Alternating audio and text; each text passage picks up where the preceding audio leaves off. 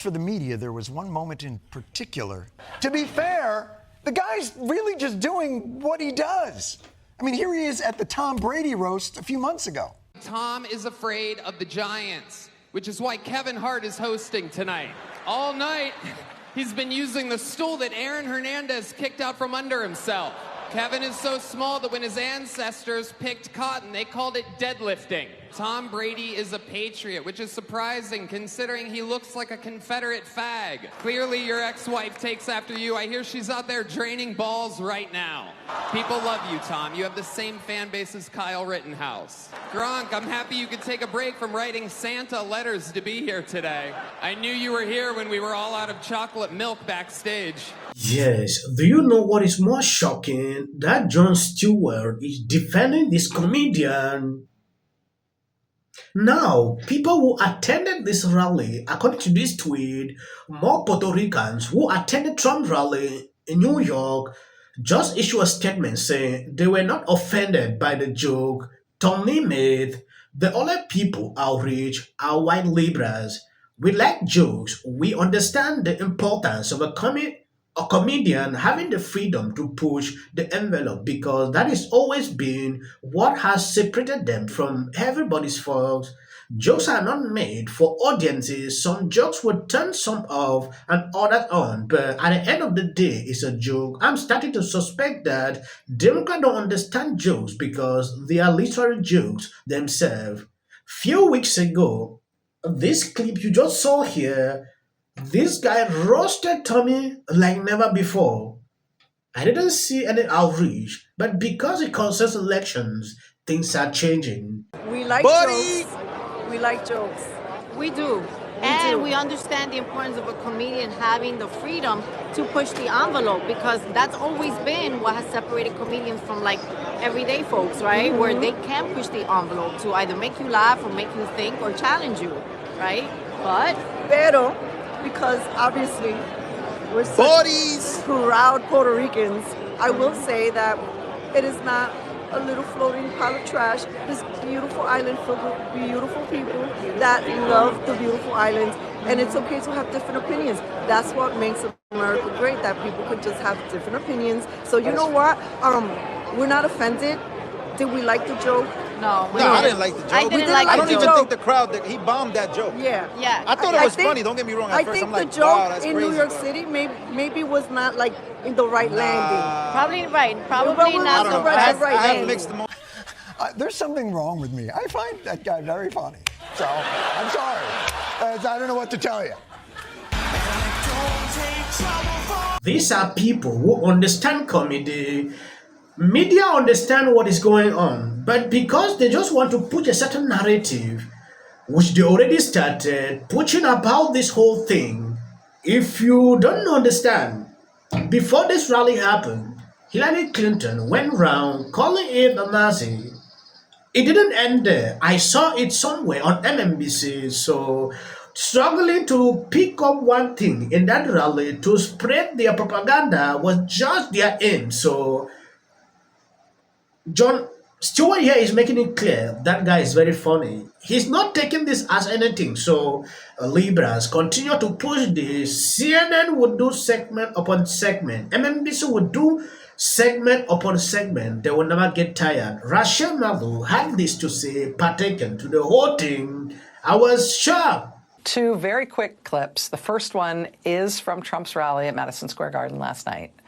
And the second one is from the infamous pro-Nazi rally at Madison Square Garden in February 1939. Americans sleeping on their own feces on a bench in Central Park. But the illegals, they get whatever they want, don't they? 5-star hotels, cash, probably get Yankee Dodger tickets tomorrow night. So-called refugees, these so-called poor people who get so much better treatment than real Americans. The argument doesn't change at all. You know, if you don't want to be compared to those people in history, don't steal their lines. Don't say you admire them. You know, if you don't want to be called a fascist, don't convert a normal governing political party into a one-man cult of personality and then say all elections are rigged and the country used to be great, but now it's been humiliated and brought low because of an enemy within, and we're going to have to use force and violence against that enemy and terminate parts of the Constitution to get them, right? If you don't want to be compared to the folks who held rallies like that in 1939, don't hold rallies like that. If you don't want to be called a fascist, stop constantly acting out the dictionary definition of fascist. And then we'll all agree we won't use that F word anymore. Yes, the guy who tweeted this clip, this is what he wrote. MSG Rally called Trump supporters fascists for complaining about illegal immigrants. If you don't want to be called a fascist, stop constantly acting out the dictionary definition of fascist. Madu compared Trump supporters complaining about illegal immigrants getting whatever they want to Nazi, complaining about job taken to refugees. If you don't want to be compared to the folks who held rallies like in 1939, don't hold rallies like that, Madu said with a straight face. If you don't want to be called a fascist, stop constantly acting out the dish. Okay, I don't want to continue with that. This lady is attributing all Trump supporters fascists simply because they complain about illegal immigrants. So this is all why they have to attribute the whole thing to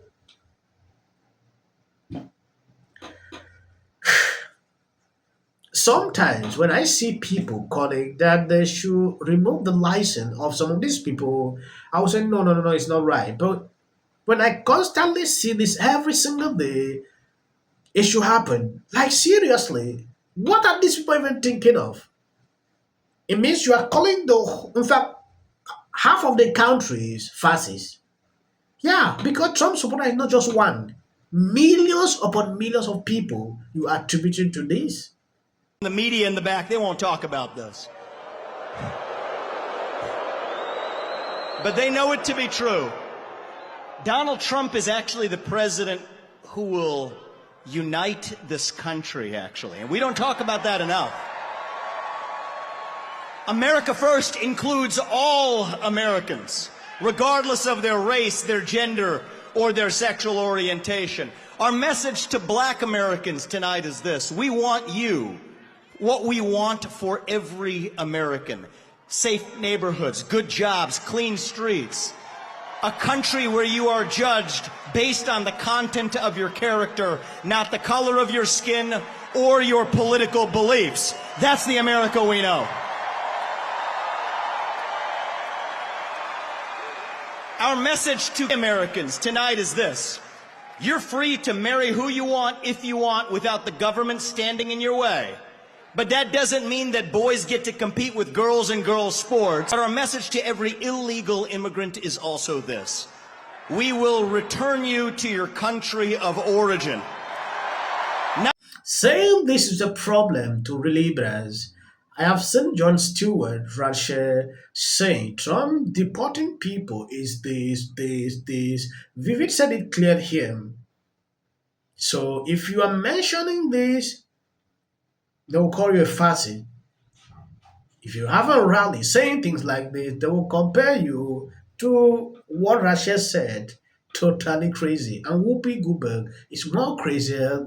All of you. Talking about you, it's us. He's not going to, say, oh, you're with a white guy, I'm going to keep you from being deported. No, he's going to deport you and put the white guy with someone else. The man is out there. He's all Trump is spewing out lies so they cannot continue to cover the whole event. When I watched that, I had to laugh all through. She said, there's a lot going on. Like, I don't know if you guys know this, but there's literally a floating island of garbage in the middle of the ocean right now. Yeah. I think it's called Tony Hinchcliffe, which is super disappointing. Feels good in here. The other side's got a lot of crazy endorsements. Swift, Eminem, Leo DiCaprio, Beyonce. Every day the Democratic Party looks more and more like a P. Diddy party. I can sum it all that this thing is one of the reasons Democrats are freaking out. Well, let me tell you something, Trump. aggressively anti-common sense. Right. That takes place on the left. Right. So that's why they keep running that ad. Fascist, his friends are all dictators. I don't care about that at all. Not at all. Because? January 6th was not good. Wait, why don't you care about that at all? Because they've been saying that about Trump for years. They've been saying that about Republican candidates for years. It has like a long storied history. If you are at all... Fight for your country. You're calling yourself... Well, this is a problem. Holmes Enterprise. If you are over 18, please register to vote for something else. Are now stepping forward. Seen before. I don't care if they write that. That this is happening. She's very close to Trump. She's 30. A financial Republican. Hang on, Tim Walz. Look at what Democrats are experiencing. And sometimes there's a trend line that I never noticed before and make me go, whoa. You know, Whoopi, you always say you don't believe in polls. Throw a birthday party for Diddy. Hey, you're calling yourself... Well, this is a problem. If you are over 18, please register to vote for...